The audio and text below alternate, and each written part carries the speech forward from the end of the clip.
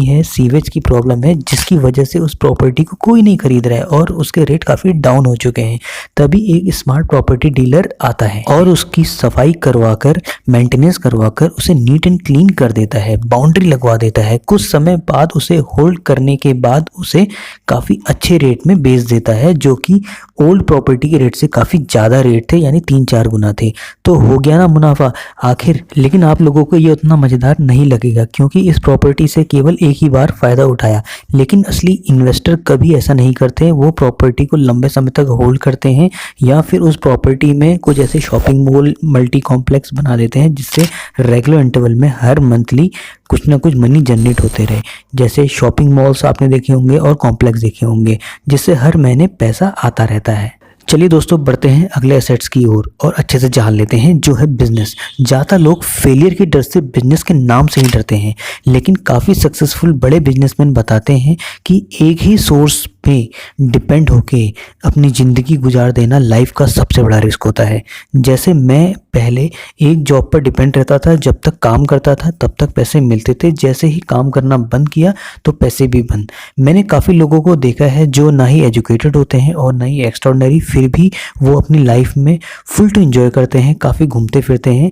ऐसा वो इसलिए कर पाते हैं क्योंकि उन्होंने साइड पर बिजनेस खड़ा कर लिया होता है, जो उन्हें पैसे ला कर देता है। लेकिन अगर आप बिजनेस नहीं करना चाहते हैं या फिर डरते हैं, तो भी आप किसी और के चलते हुए बिजनेस में हिस्सेदारी ले सकते हैं, जिसे कहते हैं शेयर मार्केट या फिर स्टॉक मार्केट, जो है अगला एसेट। तो शेयर मार्केट ने मुझे काफ़ी कुछ सिखाया है। ज़्यादातर लोगों को लगता है कि स्टॉक मार्केट जुआ है, जहां पैसे लगाने का मतलब है अपने पैसे को दांव पर लगा देना, लेकिन ऐसा बिल्कुल भी नहीं है।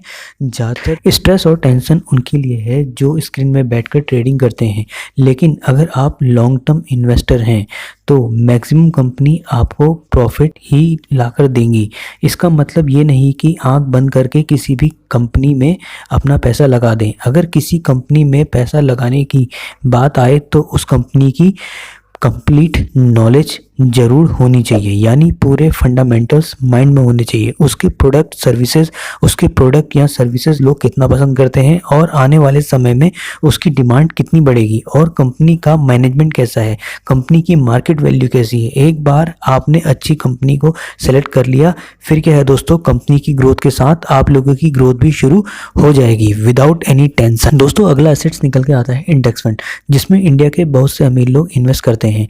अगर हम इंडिया के इंडेक्स फंड की बात करें तो वो है निफ्टी 50, जिसका मतलब है इंडिया की टॉप 50 कंपनी। रिच लोग अपने वेल्थ को मैक्सिमाइज करने के लिए यहाँ पर इन्वेस्ट करते हैं। इंडिया की टॉप 50 कंपनियां, अगर आप इसे लंबे समय तक होल्ड करके रखते हैं तो ये आपको 15% रिटर्न दे जाती है। जब जब मार्केट डाउन जाता है या गिरता है तो स्मार्ट इन्वेस्टर इसमें और पैसा लगाते हैं, और कुछ इन्वेस्टर अपने पैसों को निकाल लेते हैं। उनको पैसा डूबने का काफ़ी डर लगा रहता है।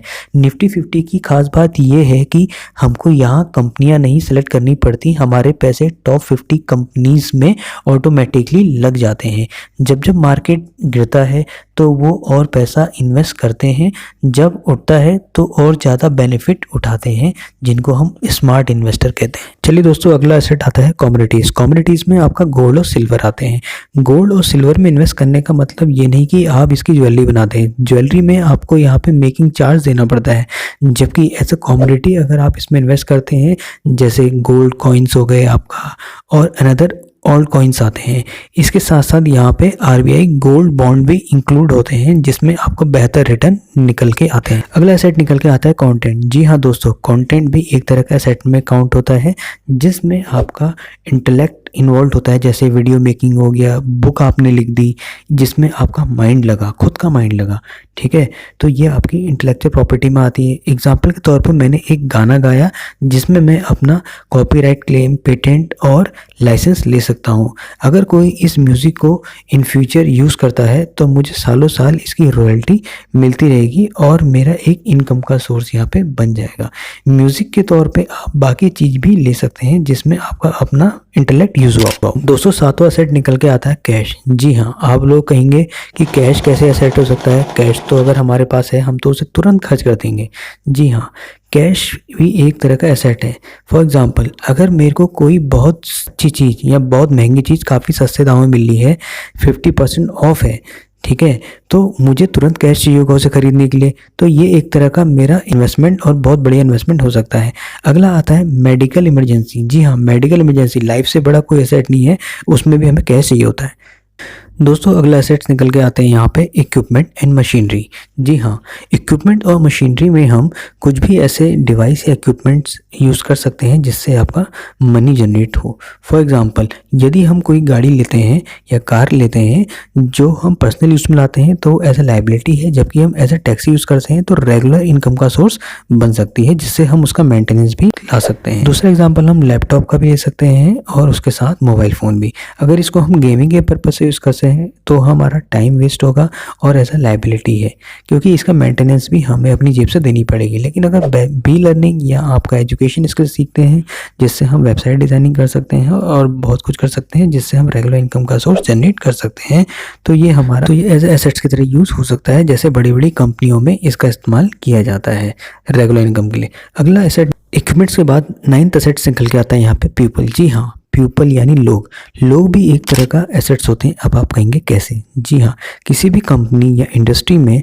प्रोडक्ट की डिज़ाइनिंग से लेकर सर्विस तक वहाँ की ग्रोथ के लिए जो जिम्मेदार होते हैं वो वहाँ की एक्सपर्ट टीम होती है। जी हाँ, टीम यानी लोग अगर अच्छे हैं, लोग अगर वेल स्किल्ड हैं, तो इसकी वजह से पूरी कंपनी की ग्रोथ होती है, कंप्लीट इंडस्ट्री की ग्रोथ होती है। इसलिए पीपल भी यानी लोग भी एक तरह का एसेट्स ही होते हैं। अगला सबसे इम्पॉर्टेंट एसेट निकल के आता है टाइम। जी हाँ दोस्तों, टाइम सबसे इम्पॉर्टेंट एसेट है जिसको हम नेगलेक्ट कर देते हैं, जिसको कभी नेगलेक्ट नहीं करना चाहिए। आखिर कहा भी क्या है, once time has gone never comes again. जी हाँ, टाइम एक ऐसा एसेट है जिसको हम कभी रिकवर नहीं कर सकते हैं, जबकि मनी को हम रिकवर कर सकते हैं। लेकिन हम ज़्यादातर समय किस में बर्बाद करते हैं? सोशल मीडिया में। सोशल मीडिया में अगर आप सीखने के पॉइंट ऑफ व्यू से कुछ देखते हैं तो डेफिनेटली वो आपका एसेट है। वॉरेन बफेट भी कहते हैं हमें अपने टाइम को कभी बर्बाद नहीं करना चाहिए। इसको हमें यहाँ तो किसी चीज़ को सीखने में, नई स्किल सीखने में, अच्छी बुकें पढ़ने में और अच्छी चीज़ें, क्योंकि जितना समय हम सीखने में लगाएंगे उससे हमारी मेंटल ग्रोथ होगी, और मेंटल ग्रोथ होगी स्वाभाविक है, हर किसी की ग्रोथ होगी, चाहे वो सोसाइटी में हो चाहे वो फैमिली में हो। इसलिए फाइनेंशियली फ्री होने के लिए आपके लिए ये 10 एसेट्स बहुत इंपॉर्टेंट है, इसलिए इनको अच्छे से लिख लीजिए और समझ लीजिए। इसी तरह की फाइनेंशियल वीडियो जानने के लिए जुड़े रहिए मनी ग्रेडेंट से और अपने कमेंट्स हैं फ्रेंड्स, क्रिएट एसेट्स। और अपने कोई डाउट्स हैं, कोई प्रॉब्लम है तो डेफिनेटली नीचे पूछिए, आपको उसकी वीडियो डेफिनेटली मिलेगी।